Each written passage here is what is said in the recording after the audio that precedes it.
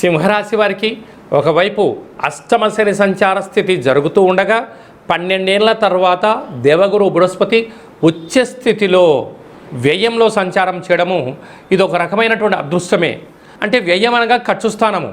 అక్కడ గురువు ఉచ్చ స్థితిలో ఉన్నాడు కనుక ఆ ఖర్చులను ఎలా నివారించుకోవాలి, ఎలా ఆర్థిక సంస్కరణలు చేసుకోవాలి, ఎలాంటి విజయం పొందాలో కూడా వీరికి పూర్తి అవగాహనతో జీవితాన్ని పొందబోతున్నారు.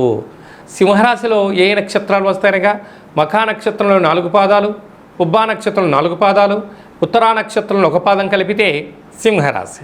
రాశాధిపతి రవి భగవానుడు. వీరికి రాశిలోనే కేతు సంచార స్థితి, సప్తమంలో రాహు సంచార స్థితి. రాహుకేతుల మధ్యన సకల గ్రహాలు ఉన్నాయి కనుక వీలైనంత వరకు శత్రువులతో ప్రమాదాలు పొంచి ఉన్నాయి. ప్రేమికులు జాగ్రత్తగా ఉండాలి. భార్యాభర్తల మధ్య విభేదాలు కూడా అధికంగా వచ్చే పరిస్థితి చాలా అధికంగా ఉంటుంది. మీ జన్మ నక్షత్రం రోజున అష్టమి తిథి యందున, పూర్ణిమ తిథి యందున దూరావాయు జల ప్రయాణాలలో అనేక రకాల ఇబ్బందులు పొంచి ఉన్నాయి. తస్మాత్ జాగ్రత్త. భాగ్యస్థానంలో కుజుడు స్వక్షత్రకారకుడు అవ్వడం వలన వీలైనంత వరకు మాటను, ధనాన్ని, సమయాన్ని పొదుపుగా ఉంచుకోగలిగినట్లయితే మీకన్నా అదృష్టవంతుడు ఎవరు లేరు అని చెప్పి గమనించగలగాలి. ఏకాదశ స్థానంలో బుధాదిత్య రాజయోగం. విద్యార్థులకు ఇది చాలా శుభ తరుణం. ఉద్యోగ ప్రయత్నం చేస్తే చాలు ఉద్యోగం మీ పాదాల దగ్గరికి రావడం జరుగుతుంటుంది.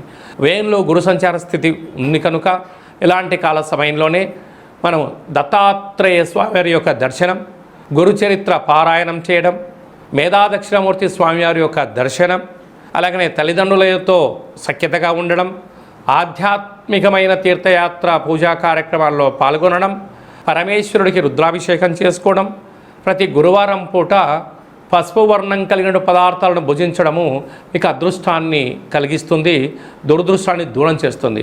అలాగే దక్షిణాయనము ప్రారంభమైన తర్వాత మొట్టమొదటి అష్టమి తిథి వస్తుంది కనుక ఈ అష్టమి తిథి యందున గోధుమ పిండితో అందులో కుంకుమను కలిపి ప్రమిదగా ఏర్పాటు చేసి విశేషమైనటువంటి దీపాన్ని ఏర్పాటు చేసుకొని మీ మనసులో కోరికను కోరుకొని కాళభైరవాష్టకాన్ని చదివి దానం చేయగలిగినట్లయితే సకల దోషాలు తొలగిపోతాయని చెప్పి గమనించాలి. అలాగే మీ వ్యక్తిగత జాతకం తెలుసుకోవాలనుకుంటున్నారా?